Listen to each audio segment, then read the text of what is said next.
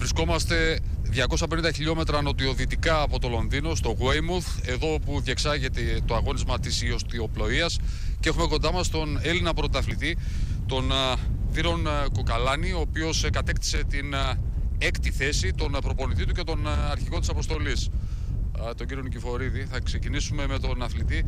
Συγχαρητήρια. Θα μπορούσαμε να πάρουμε κάτι παραπάνω σήμερα από την έκτη θέση? Σίγουρα ελπίζαμε σε κάτι καλύτερο. Βαθμολογικά ήταν πολύ δύσκολο να ανέβω στην τρίτη θέση. Ήταν πιθανό, αλλά ήταν πολύ δύσκολο. Μπήκα στο medal race στην πέμπτη θέση. Ήθελα να κρατήσω τον Γάλλο αθλητή, ο οποίος ήταν στην έκτη θέση πίσω μου με ένα βαθμό. Δεν τα κατάφερα. Δεν είχα τον καλύτερο αγώνα που μπορούσα στο medal race. Δεν πειράζει. Η έκτη θέση είναι γεγονός. Είμαι ικανοποιημένος. Ήταν μια δύσκολη εβδομάδα, αλλά σημασία έχει το αποτέλεσμα μετράει. Αυτό είναι μια καλή θέση.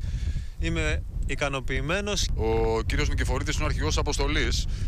Φαντάζομαι ότι είστε ικανοποιημένος από την εξέλιξη με τον αθλητή, αλλά γενικότερα πείτε μας, θα μπορούσε η χώρα μας να έχει μια καλύτερη τύχη σε αυτούς τους Ολυμπιακούς αγώνες? Φυσικά και είμαστε πολύ ευχαριστημένοι με αυτό που έκανε ο Βύρονας. Ήταν φοβερό το κατόρθωμά του και η προσπάθειά του όλα αυτά τα χρόνια. Το αν μπορούσαμε να είχαμε και για τους άλλους, η ιστιοπλοεία, το ξέρετε πολύ καλά, είναι κάτι που πάρα πολλοί παράγοντες παίζουν ρόλο.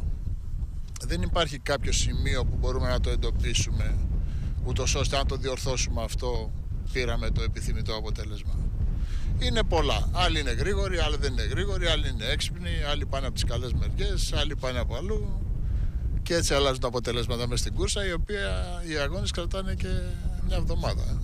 Δεν είναι του ύφους μας ούτε του Βύρου ούτε εμένα να παραπονιόμαστε. Επί της ουσίας όμως είχαμε ένα σημαντικότατο πρόβλημα από την αρχή που μας έδωσε. Εδώ πέρα δεν τρέξαμε τον δικό μας εξοπλισμό, μας παρήχαν εξοπλισμό.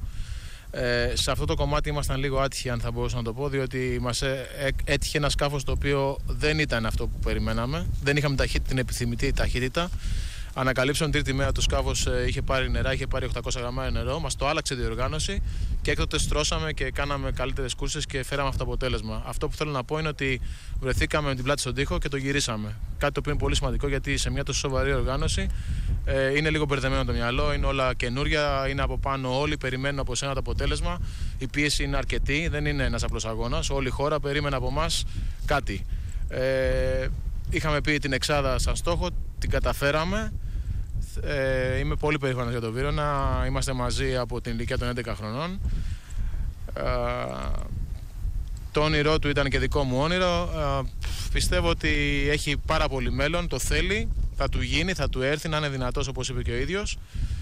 Και μέσα σε όλα αυτά, για να μην κουράζουμε κιόλας, θερμές ευχαριστίες στην πολιτεία, στην Ομοσπονδία μας, στη Γενική Γραμματεία Αθλητισμού. Και ιδιαίτερα σε έναν άνθρωπο που μας στήριξε τα 2 τελευταία χρόνια στην προσπάθεια αυτή, στον Πάρη του Κασιντόκοστα και την οικογένειά του. Σας ευχαριστώ πάρα πολύ. Ευχαριστούμε και εμείς. Βίρονα, ο προπονητής σου λέει το έχεις.